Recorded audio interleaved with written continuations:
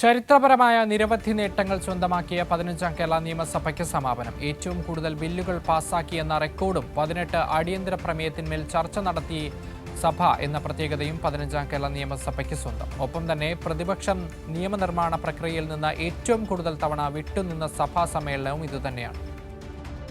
2021 May 3-ാം തീയതി രൂപീകൃതമായി 24-ാം തീയതി ആദ്യ സമ്മേളനം തുടങ്ങിയ 15ാം കേരള നിയമസഭ 16-ാം സമ്മേളനത്തോടുകൂടിയാണ് അവസാനിച്ചത്. ഒരു പിടി ചരിത്ര നേട്ടങ്ങൾ സ്വന്തമാക്കിയ നിയമസഭാ സമ്മേളനം എന്ന പ്രത്യേകത കൂടി 15ാം കേരള നിയമസഭയ്ക്ക് സ്വന്തം. 16 സമ്മേളനങ്ങളിലായി ആകെ 204 ദിനങ്ങളാണ് സഭ സമ്മേളിച്ചത്. ജനകീയ പ്രശ്നങ്ങളെ ഏറ്റവും ഭംഗിയായി പ്രതിഫലിപ്പിക്കാൻ കഴിയുന്ന വിധത്തിൽ വിവിധ വിഷയങ്ങളിൽ കാമ്പുള്ള ചർച്ചകൾ സഭയിൽ ഉയർന്നുവന്നു. സമ്മേളന ദിവസങ്ങളുടെ അടിസ്ഥാനത്തിൽ ആനുപാതികമായി ഏറ്റവും കൂടുതൽ നിയമങ്ങൾ പാസാക്കിയത് 15ാം കേരള നിയമസഭയാണെന്ന് തികച്ചും അഭിമാനാർഹമായ നേട്ടമാണ്. 1-ാം കേരള നിയമസഭ മുതൽ 13ാം കേരള നിയമസഭ വരെ റൂൾ 50 പ്രകാരം സഭ നിർത്തിവെക്കണമെന്ന ലക്ഷ്യത്തിൽ ചർച്ച നടക്കുന്നത് വളരെ അപൂർവമായി മാത്രം നടക്കുന്ന പ്രക്രിയയായിരുന്നു. എന്നാൽ അത്തരത്തിലുള്ള 18 നോട്ടീസുകളിന്മേൽ ചർച്ചയ്ക്ക് സന്നദ്ധമായിക്കൊണ്ട് മറ്റൊരു മാതൃക സൃഷ്ടിക്കുന്നതിനും 15ാം കേരള നിയമസഭയ്ക്ക് സാധിച്ചു.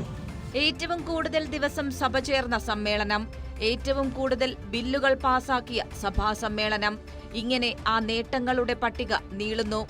ഇത്തരത്തിൽ ക്രിയാത്മകമായ സഭാ സമ്മേളനത്തിലാണ് സർക്കാർ വിരുദ്ധത ഒന്നുകൊണ്ട് മാത്രം നിയമനിർമ്മാണ പ്രക്രിയയിൽ നിന്നടക്കം വിട്ടുനിൽക്കുന്ന സമീപനം പ്രതിപക്ഷം സ്വീകരിച്ചത്. നമ്മുടെ സംസ്ഥാനത്തുള്ള ഏറ്റവും ദൗർഭാഗ്യകരമായ അവസ്ഥ, ഇവിടെ പ്രതിപക്ഷം ക്രിയാത്മകമായ പ്രതിപക്ഷമല്ല എന്നുള്ളതാണ്. ഭരണപക്ഷത്തെ അങ്ങ് ശ്വാസം മുട്ടിക്കുമാറുള്ള ഒരുപാട് ആക്ഷേപങ്ങൾ, ആരോപണങ്ങൾ എല്ലാം സഭയിൽ ഉന്നയിക്കേണ്ട ഒരു ഘട്ടമാണ്, സ്വാഭാവികമായിട്ട് ഉന്നയിക്കും. പക്ഷേ സർ, ഇവിടെ ഗവൺമെൻറ്റിനെ പറ്റി എന്ത് ആരോപണം ഉന്നയിക്കുക, എന്ത് ആക്ഷേപം ഉന്നയിക്കുക? അപ്പോൾ അത്തരത്തിലൊന്നും ഉന്നയിക്കാനില്ല എന്നുള്ളത് കൊണ്ട് അവർ പൂർണ്ണമായി തന്നെ സഭ ബഹിഷ്കരിക്കുന്ന നിലയാണുണ്ടായത്.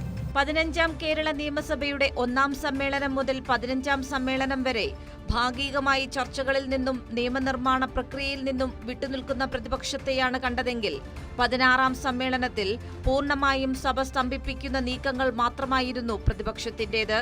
ഒരു നിയമനിർമ്മാണ സഭയിൽ എങ്ങനെ ഒരു പ്രതിപക്ഷം ആകരുത് എന്നതിന്റെ ഉദാഹരണം കൂടിയായി മാറി 15ാം കേരള നിയമസഭ. കൈരളി ന്യൂസ്, തിരുവനന്തപുരം.